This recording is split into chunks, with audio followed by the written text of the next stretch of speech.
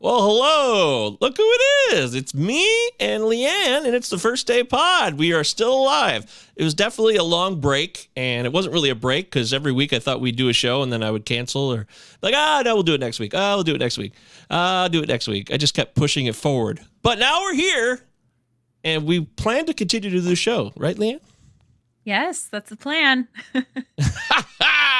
Well, we got a plan, and that's a start. Today's guest is someone I've met recently through baseball, but much more to the story than just baseball. His name is Michael Smith, and he currently has stage 4 cancer, pancreatic cancer, and he's here to share his perspective on his life, and he's feeling good today. Right, Mike? You feel good right now? Oh, yeah.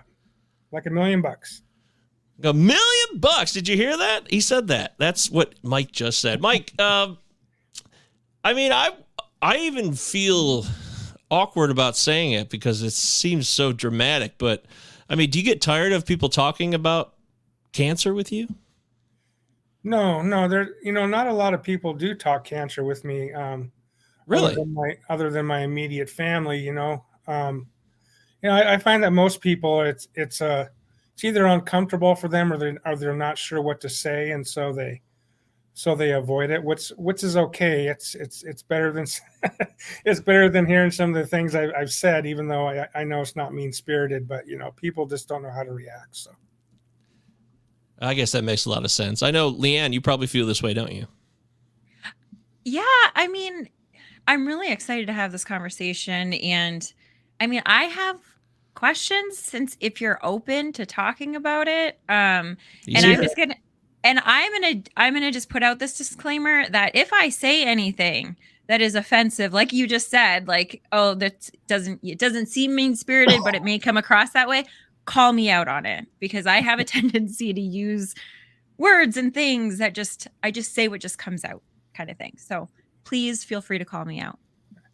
By this time, there's really nothing I don't think I've heard that would be offensive, and I've learned to I've learned to temper my expectations and realize what people's perspective are when it comes to dealing with anything. Someone gets a divorce, someone loses.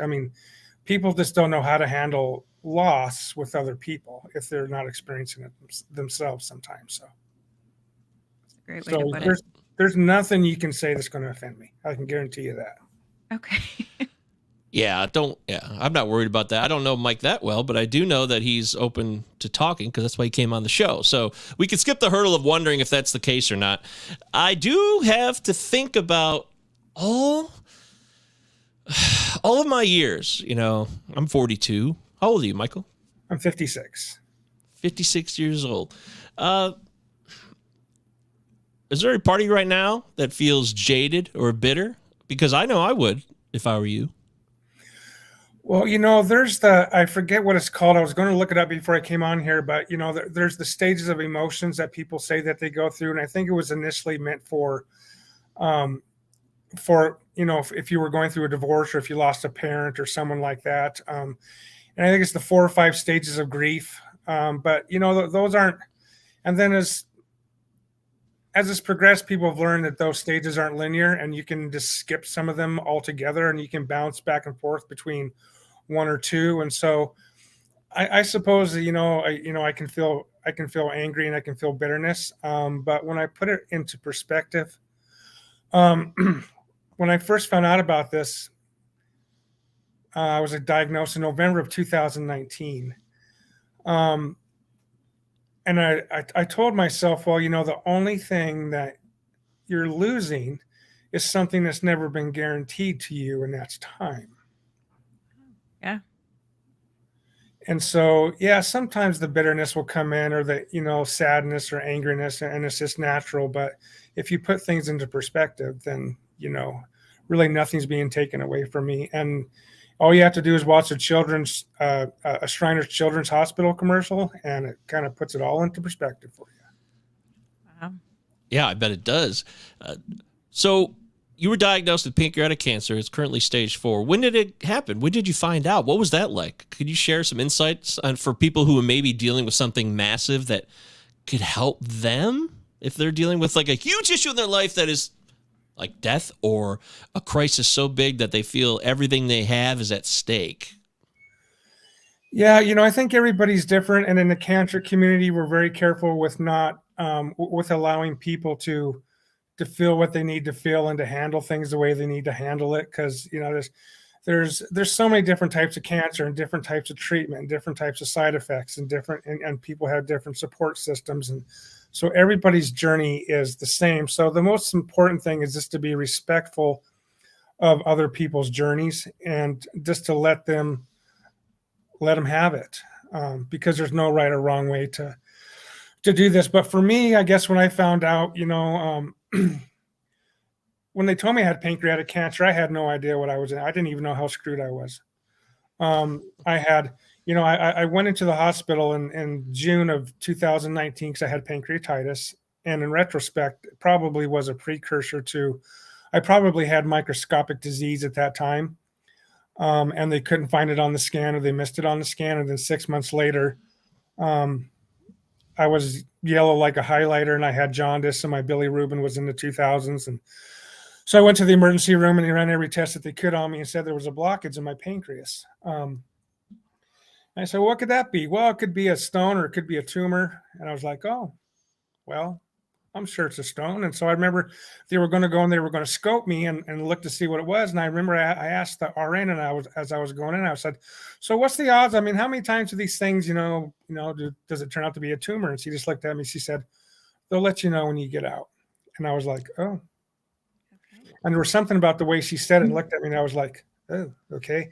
So then I get out, and the doctor says you got pancreatic cancer. Like I said, I had to look up on my phone, and then I found out how screwed I was. And so then I didn't sleep much that night. And then, kind of the human survival kick, I get like everybody's different. But for me, I was like, okay, well, my first thought was, a year from now, am I going to be here? And what's it going to be like to die from this? Is it going to be painful? Is it going to be, what's it going to be like, Yeah. And then, I just received more news, and as it progressed or whatever, I mean, it's a long, long story, but, that was my initial reaction to it. You mentioned to me before we went on the air here, this is the First Day Pod. We're live here with Michael Smith, who's sharing openly and honestly with us, which is awesome, that you had some addiction history. Does this have anything to do with addiction? The cancer? Yeah. Well, there's nothing hereditary. I've done I did a Foundation One testing, DNA testing. I also did a DNA testing with Huntsman's Cancer Institute in Salt Lake City. There's nothing hereditary in me. I was actually said, well, it's just, I think she said, you just had bad luck. And I don't suppose that drinking a lot is probably good for anybody in any instance.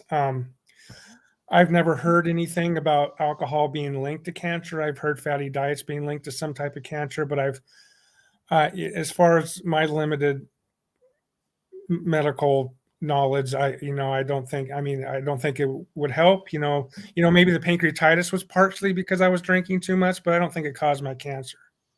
Did you drink that much? Were you just constantly drinking? Well, to me, to be an alcoholic, all it requires is that alcohol becomes problematic in your life. And you could drink once a week and go off and cheat on your wife and blow all your money, and the other 28 days you don't do anything, but that becomes problematic. So if drinking becomes problematic, to me, that makes you an alcoholic. And I felt that my drinking was problematic. And so when I got out of the hospital in June of 2019, I decided I was going to quit drinking. I started going to AA. I went online I think Talk Sober was an online group I went to. And there was another gal, I forget her name. But anyways, so then unfortunately, that's one of the things I'm most bitter about, is that I really enjoyed fighting being sober. I really enjoyed the battle of it. And it was taken away from me because it was replaced with a different, bigger battle. And I think about that all the time because I really, really miss those 6 months when I was trying to be sober. Wow, that's interesting. Go ahead, Mike. You have something else? No, I'm waiting for you to chime in now. You get to speak. Come on. Okay, so You're not I crying. want- That's good. no, I'm not. So yes, so Michael, when Mike told me that we were going to be having a conversation with you, I'm very we're learning about empathy and being empathetic, and I'm learning that I'm not empathetic, but I'm not an empath, but I do feel that way. So I thought coming on this show, I was just going to be like heartbroken for you, but the way you started this, saying, you know what, nothing was taken from me, then that everybody else has, that we don't know what tomorrow looks like. That's a really, really great way of looking at it.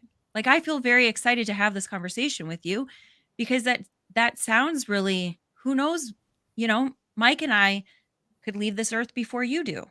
None Mhm. of us know that. Mhm. So okay, so when you're saying that you're upset or you're bitter that you don't have that, can you just talk a little bit more about that? About the sobriety thing? Yeah. Well, it was the last time it was the last time that I was healthy and had joy in living because the fight for sobriety was a joy to me. I mean, it wasn't easy. It's difficult, but I saw progress in my finances and my health and just all parts of my life. And I was trying to do something positive and I was really enjoying it. And that was the last time that I was fully functional in all of those ways to be able to do that.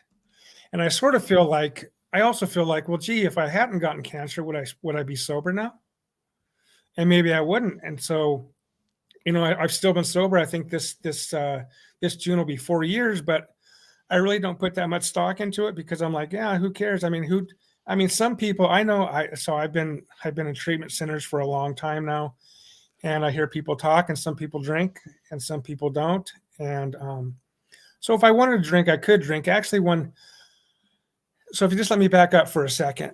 Please. So when I was diagnosed in 2019, I had 4 months of chemotherapy. And so what happens, like 2 days later after I was diagnosed, my oncologist came in and he said, you know what, you got localized disease. He goes, there's this thing called a Whipple procedure. Sometimes it saves people's lives. He says, I think you would be a good candidate for that. And so the way my mind works, I was like, okay, that's what we're doing now. We're going to do 4 months of chemo. We're going to do the Whipple. We're going to do 2 months of follow-up chemo, and then I'm going to be good.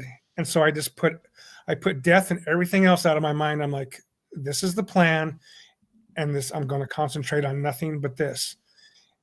And so we did that, and then I was 11 months, no evidence of disease. I was cancer-free for 11 months. And at the time, the hospital up here went into the oncology department, locked the oncologist out of his computer, fired him, and the case is currently in Montana Supreme Court right now.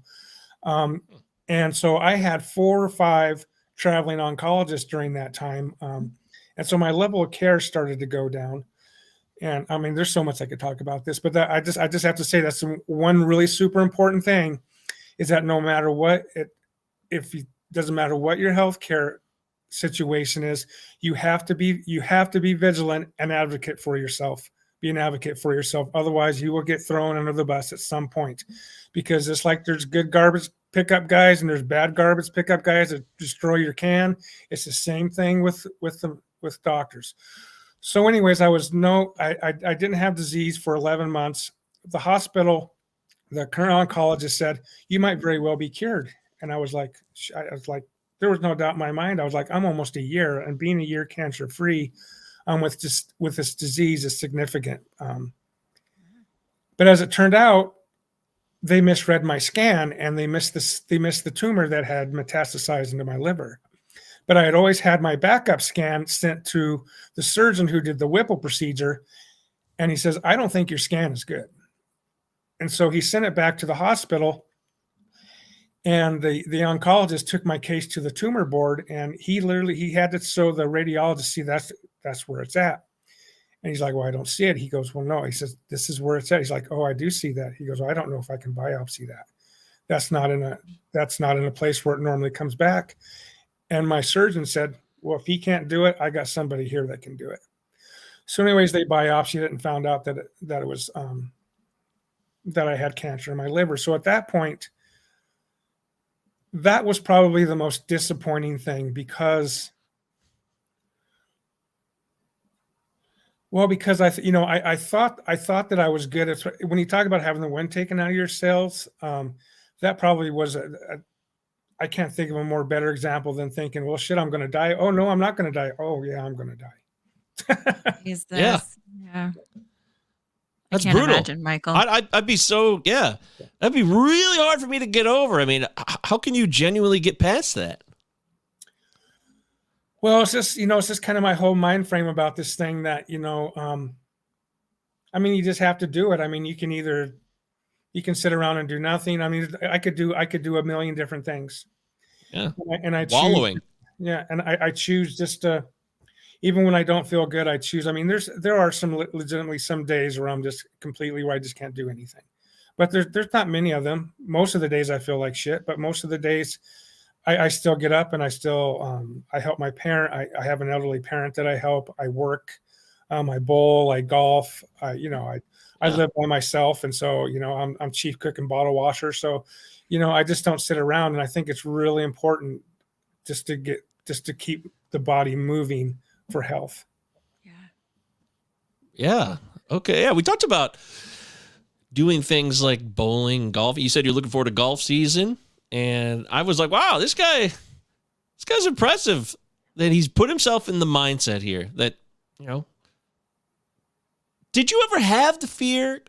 Did you live with the fear before this ever happened of death? I mean, what was your approach to death before you ever became a cancer patient? It's funny because the guy that I worked with, I was so afraid of disease. And like when there was that Ebola outbreak, that people in the office were making fun of me because I was such a hypochondriac about medical related diseases and disasters. I freaked out just to get my blood drawn, to have a needle poked in my arm. It freaked me out. Oh. Wow. And now I'm not so freaked out anymore because I've had a lot of different things done to me. Yeah. How about that, Leanne? Yeah, Leanne's sometimes thinks she's a hypochondriac. So. Yeah, I'm not sure if I am. I feel She's like, not. yeah. You're not. Okay, but I have do worry. tendencies. I do have tendencies. So I'm starting to get better. It's one of those things, like, I feel like I've gotten, and Mike can tell you if I'm lying or not, because maybe I'm not actually like this, but I feel like since the pandemic, I'm actually better with it than I was prior to the pandemic. And then through the pandemic, I was a mess. And then after it, now I just feel like, I don't know, I'm a lot better with it. But it used to be like, if you came into the room, if we were doing this podcast in the room and you started like sniffling, I'd be like, oh, great. Now I'm going to be sick. Okay. So now I'm going to definitely be. So I always felt that way. But now that we've gotten COVID, we've done all of that. Now I'm just like, okay, well, it is what it is. You kind of get a different mindset. But when Mike was saying, so you were afraid of illness, what did you think about like death? Mike has a not a great relationship with the future of death. What? So did you even think about it? Were you worried about it? No, I guess I thought about it. No, it wasn't. Yeah, I mean, everybody thinks about it, but I thought about it, but I didn't think about it. And even now, I really don't think about it, to be honest with you. It's just something that doesn't, I don't know. It doesn't. Occasionally, there are times where I get this immense fear. I'm like, what's it going to, because I know exactly I know what it's going to be like to die from this disease. And so I know what it's going to be like. Yeah. But at times I would get this immense fear, and then somehow I was able to, within 30 seconds, completely shut it off and just go on to something else. And I think it's just a survival skill. Everybody has different survival skills to block things out. And somehow I'm lucky enough to be able to block that out. That's awesome. Wow. It's just that simple, huh? You make it sound simple. You really do. Well, I think it's just, I don't think it's anything that, I think I'm just lucky. I think everybody has their mind. Everybody's mind works in different directions, and I'm just blessed that my mind works in that direction. Otherwise, I could be sitting here just scared shitless all the time. But I'm Right, not. but you've actively tried to get yourself in this state too, right? I mean, it's not like it just happened overnight. No, it's. I mean, it's it's been a long process over the last 3.5 years. It's Mhm. it's you just gain a completely different, and you have to. I mean, I guess you don't have to, but I mean, if you want to survive and be happy, or be happy while you're still surviving, you have to do some mental gymnastics. Yeah. And I feel like that's, I mean, you've been showing that even when you were going through 6 month sobriety here and sobriety there, it's the same kind of mindset that you have to get into, that I have to do it differently, because there's a lot of people that just they drink and they know that they're never going to be able to get out of it. I tried it before, I'll never be able to do it again. So that mental thing is, I think, yes, you can build it, absolutely, but I think we're also kind of predisposed, what is the word? Predispositioned? Predisposed. Predisposed to feeling that way a little bit more. My mom, because I got to starting, I've been thinking about it a little bit since I knew that you were coming on the show. My mom, I mean, she's fine health wise, but she's going to be turning 75. And so now she's starting to look at it that I have more years behind me than I have in front of me. Absolutely. So like she's not going to have another 75 years on this planet. And so I see her that some days are worse than others. Some days she'll really be thinking about it. And then most days she doesn't think about it. And I think that's been interesting to watch. And I was kind of thinking about that with you because it's potentially the same type of feeling, Mm-hmm. but still that first thing. Michael, I just got to thank you for saying that, because we've heard it before, like live today, and you saying it really hit home with me, that like none of us know what our future holds. Mm-hmm. So I do have another question. So you've gone through and you had the year where you thought that you were doing well. You said that you went and you gave the results to your other doctor, the one that did the Whipple. Mm-hmm. Was that because you did it, or was that like just did they request it because they did the procedure? No, I would be dead if it wasn't. I would be dead by now if it wasn't for me. I've had to constantly advocate for myself, and for some reason, I've had every single scan I've ever had since the Dr. Weinert up here got fired, sent to the other doctor who did my Whipple procedure. Every single one.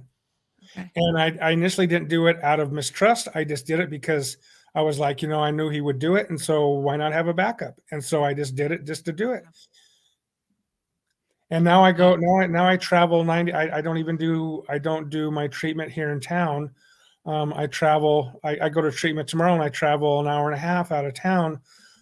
Just another long story I won't tell you because I know we only have a half hour, but it was another reason why I advocate for myself, and I'm like, well, I need to take my treatment elsewhere, even though during the winter up here, traveling an hour and a half through, and it's through, this is Montana. I live in Montana. I live in Helena, Montana.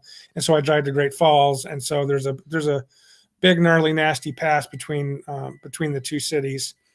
And so, but it's, anyways, you have to, and I know there's some, and I've had oncologists.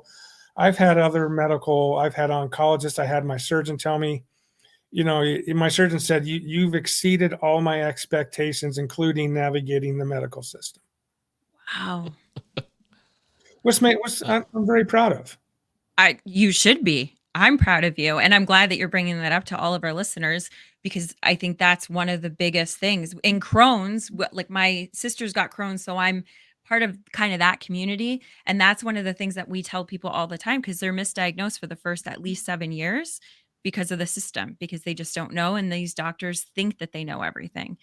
And if you don't, advocate for yourself. Let me tell you just one more quick story about advocating Please. for myself, and I'll make it quick. Please. So at the time when I came back and I when my cancer came back, I started on the same treatment I was before, and then I had an anaphylactic reaction to this drug called oxyplatin. So they had to stop, and they put me on another treatment which was gemcitabine and Abraxane. Well, that didn't last very long because I kept ending up in the hospital with fevers, like 104, 105. They'd put ice packs on me. Is your mom still your next of kin? I was like, what? Yeah. Jeez. And so my oncologist at the time was also the floor oncologist at the hospital, and she would come into my room. She says, "Well, you have a nice view," and she's gonna let me listen to you, and she would walk out the door. So, long story short, she said, "These are your options. You can continue the same treatment and continue going to the hospital and get fevers, or you can try." She said, "You can try this immunotherapy." She didn't even name it by name. "You can try this immunotherapy." Handed me a stack of papers and said, "You're a smart guy. You can go on the internet, look at this, and then we'll talk about it the next time we speak to each other." It turns out it's Keytruda, the thing that's on TV all the time, which is very effective. It's very effective with a lot of cancers, but it has shown zero effectiveness with pancreatic cancer. So those were my two options. And so I looked this up and I was like, I don't know what to do. And so the hospital I'm in is affiliated with Huntsman Cancer Institute. So I called Huntsman. I said, "I'd like to talk to somebody there." So I had a video call with one of their doctors. And then I started calling around to other oncologists. And so I went to Great Falls. I found this oncologist, and the hospital, that oncologist who was not affiliated with Huntsman, she said, "You know what? I deal with all kinds of cancers, but I'm not an expert in pancreatic cancer. So I'm going to call the guy at Huntsman. I'm going to call your surgeon. I have an idea for a plan, but if they have a different plan, I might go with that." And I came back and she said, "Well, they had a different plan than I did, and I think I'd like to go with that plan." I've been with her ever since. Again, the second time, if I would have stayed there, I would have either ended up in the hospital and probably dying from some chemo-related fever, or I would have been on Keytruda and probably would have been completely ineffective and I would be dead now. But instead, I had to call around. So again, and I've been told there's a lot of people that will just take everything that they're told just by the word, and they don't. And sometimes it lessens their life. I'm sorry to be so wordy, but I just think it's really important. People are going to listen, and you have to advocate for yourself, because otherwise, I hate to say that they could kill you, but they could if you don't look out for yourself. Absolutely. Yeah, you just proved it. I mean, you literally know what you're talking about because you've lived it. That's bonkers, man. Doesn't surprise me at all. Oh, hey, suddenly all the comments have finally shown up. Oh my gosh. Some reason I couldn't see the comments the whole show, so let me get some of these in. Josh is here. He says, "Tomorrow is never promised." That's right, Josh, of course. Anthony says, "My mom beat breast cancer twice." Good for you, Anthony. I didn't know that about you, actually. I know him through baseball as well. Josh says, "Make the best of the time we have." Well, easier said than done sometimes, but yeah, absolutely. Josh says, "I had a friend of mine that had lung cancer. He beat it once and then was 2 years cancer-free. He passed from inoperable stage 4 lung, though. It seems to come back when you least accept it." That's too bad. And he also says, "It's just acceptance of the circumstances." And Anthony says, "Living with stage 4, do you grow closer religiously and spiritually, Michael?" That's what Anthony's curious about. Actually, I hate to say it, but I think I've grown further apart religiously. Spiritually, I probably have a deeper sense of spirituality just with myself and thinking about the afterlife and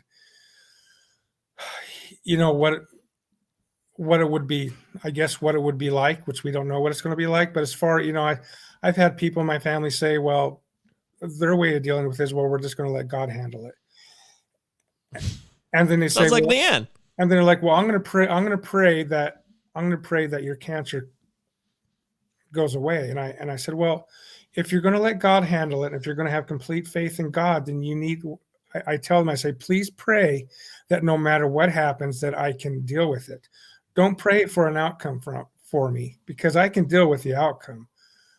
Or I can deal. It's like radical acceptance. So that Josh, is that your dad or Josh Govier? That's my brother, actually. Yeah, your brother. So when he talked about acceptance, there's a principle called radical acceptance. radical acceptance real quickly. And it's basically, you can accept, when you accept things, you don't have to be like, oh yeah, that's the way it is, screwed, there's nothing I can do about it. It's just basically there's pain and there's suffering.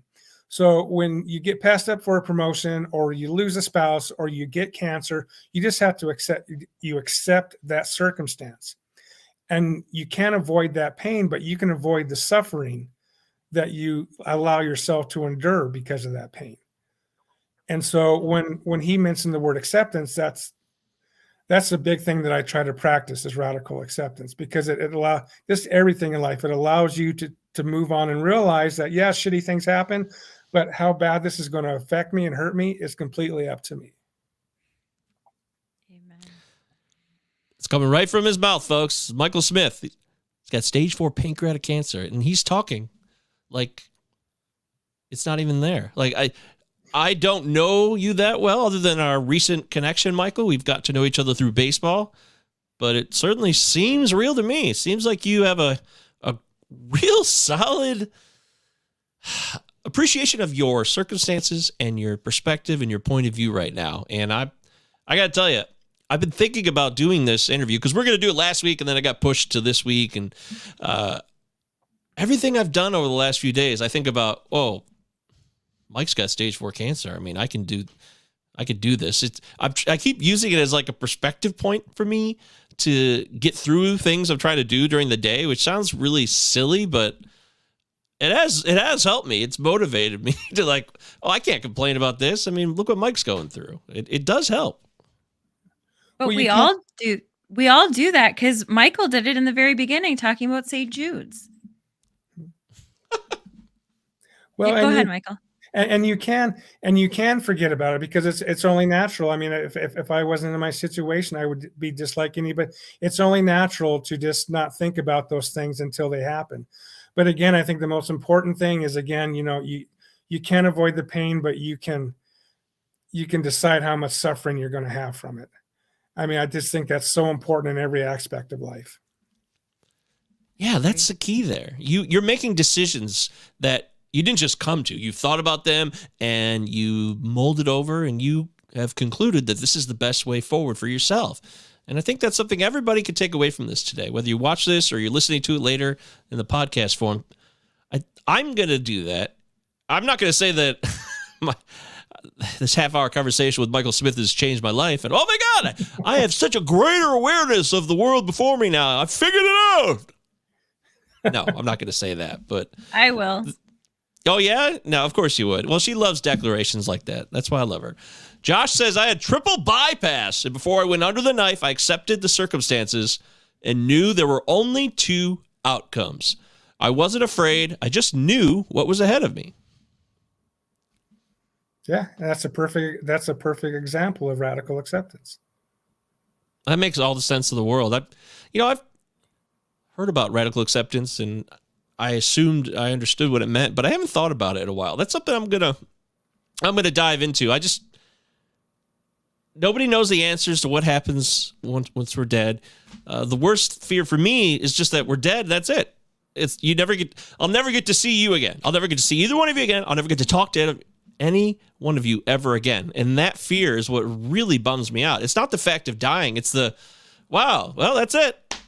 Never going to see you ever again. And that really sticks with me, especially when it's dark and like late at night and I'm walking around by myself in the house. I'm like, oh my God, the feeling that you mentioned, Michael, like washes over me, a massive fear that is palpable and really uncomfortable. It's just, I guess I just have to accept Christ or something before I die. I'm going to have to do that just so I can live the rest of my life. All right, I just believe now, and yes, that's what's going to happen, and I accept it. That's what I'm going to do. I'm just going to say that every day, even if it's not true.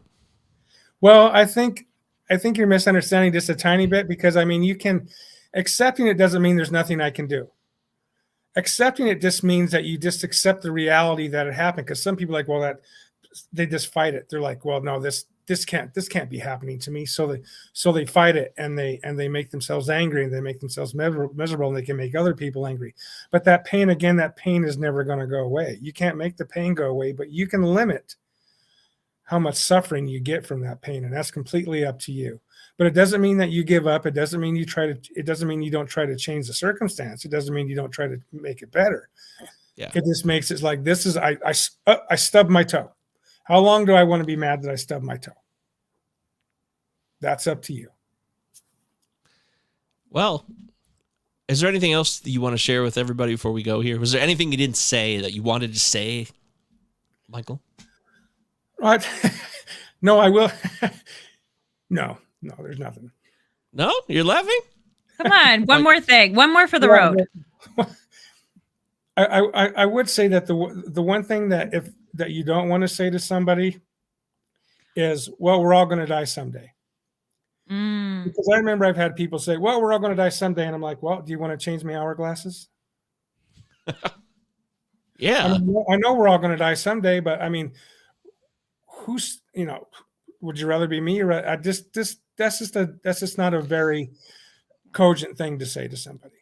No, it's empty. It's just a cliche. It offers no value. It doesn't provide you any comfort or understanding. It's just blah. It's worthless.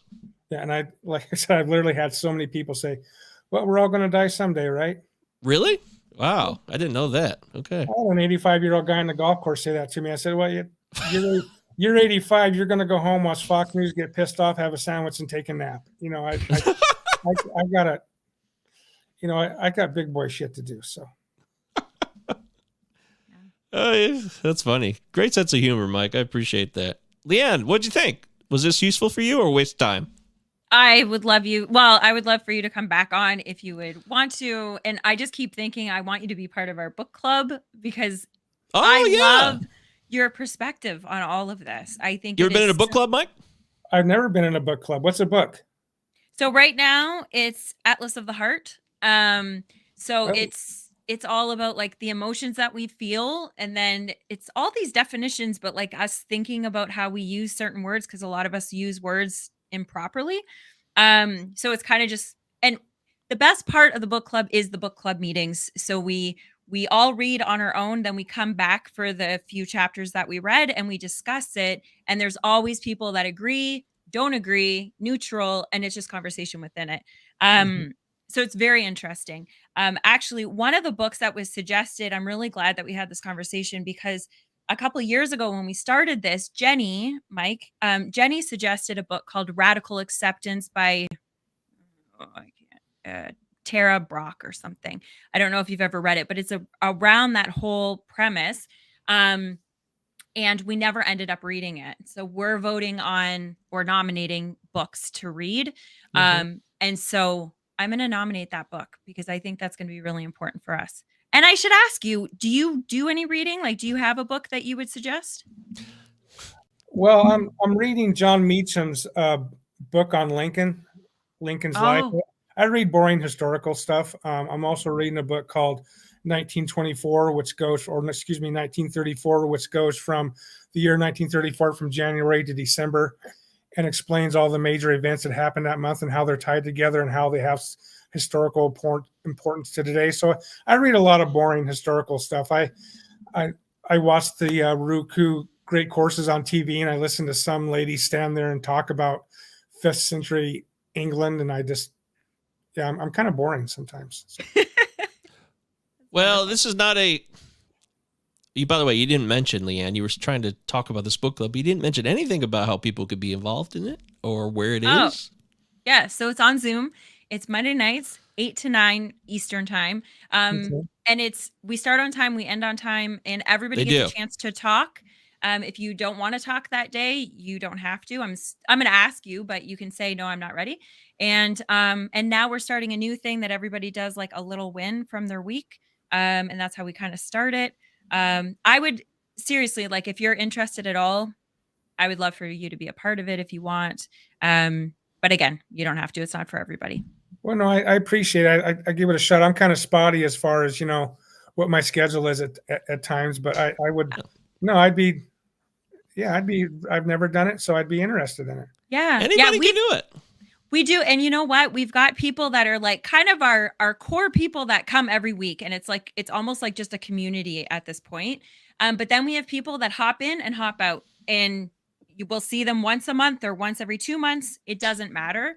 Okay. We're just always there. So I'll send you the information. And did Yeah. Anthony say that he was asking about it? Yeah, he's interested in the book club. That's why everybody who's listening or watching, if you're interested, you can email the show, firstdaypod@gmail.com, and we'll send you the link, the Zoom link. All you got to do is reach out, and then we give you the Zoom link. It's not universally available, but it's freely available to everybody who tries just 1 iota. That's all it takes. Well, I appreciate And, that. Yeah. Thank you.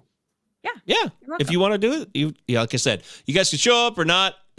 Nobody cares. The one thing that is so stringent to this day, and Leanne does a great job of it, is just keeping it on time. It truly is 1 hour. She cuts it off at 9, and that's it. So there's no like, oh my God, it's going to go on forever. She's very good about time. And we're trying to be good about time. So that's going to be all for today's episode of the First Day Podcast. It's been a while, but we couldn't think of a better guest to have bring us back into the fold after our long delay. And we're going to be trying to be committed here and consistent going forward. We're always trying to do the best we can. We're screwing up all the time, left and right, but our intentions are always pure. They really are. And if Michael, if you want to come back another time, we'd love to have you come back and we can talk more. Sure. If you'd like to have me, I'd be happy to come back. You guys do a great job. Look, Anthony says Michael Smith is awesome. Look at that. So you got a new fan, Michael. All right. We thank Michael Smith for joining us. We wish you well. And everybody, thank you so much for watching and listening. And we'll catch you guys next time on the First Day Pod. Bye. Take care. Bye.